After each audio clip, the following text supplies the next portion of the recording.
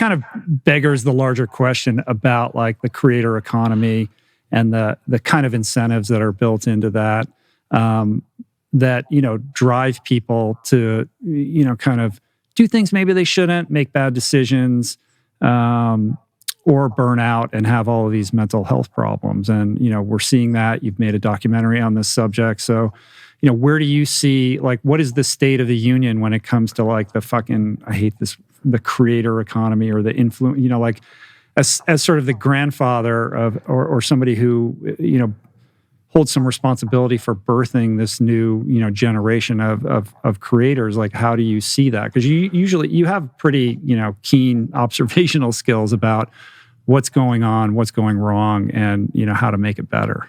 Sure. Well, I don't know about the latter, about how to make it better, but I can tell you from afar, not even from afar, I think I pay pretty close attention. It feels like, and this is a bleak response, but it feels like influence is much, much more valued than creativity. And that sucks. Mm-hmm.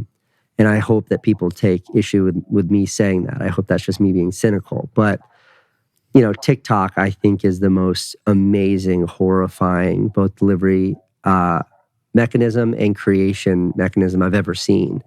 Brilliant, because I've never, ever experienced an interface that is just so easy to find new things. There's no sort of cognitive burden.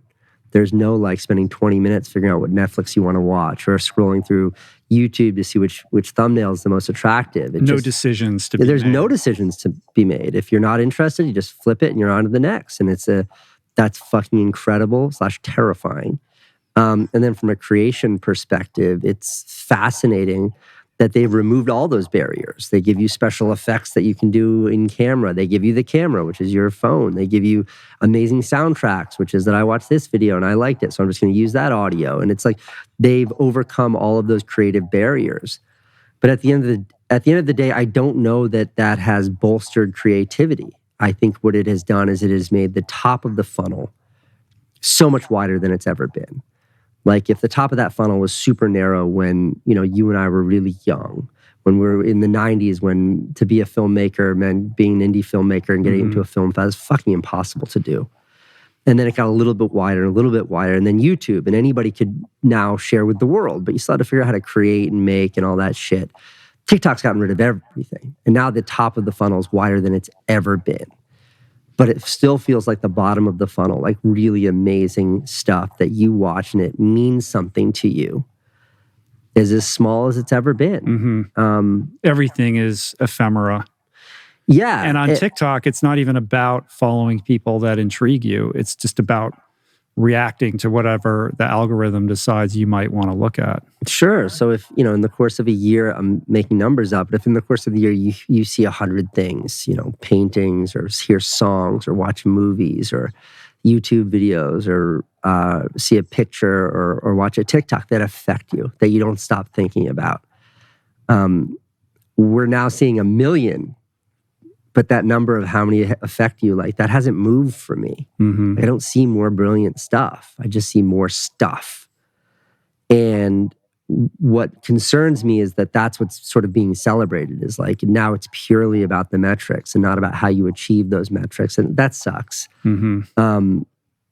I don't know where that goes. I don't know where that goes from here. And I don't know what that means. Like I had a very, I think, eloquent sort of monologue about how the egalitarianization of filmmaking is going to mean it finally is an art form that everybody has access to, and we're not going to get to see new perspectives and ideas shared in ways we'd never seen before because you don't have to go to NYU Film School to make something. And I think that probably is still true, but we're watching it manifest, and I'm not seeing new brilliant shit that's like, wow, I didn't see that coming.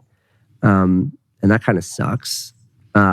It does make me want to go back and purely focus on the creative and see that if I can use my platform, which is still big, to find success, that will be very reassuring. But if I, if I make stuff that I still feel like is good and I'm really proud of and nobody watches it, I don't know what that would be. I'd still be psyched. You still have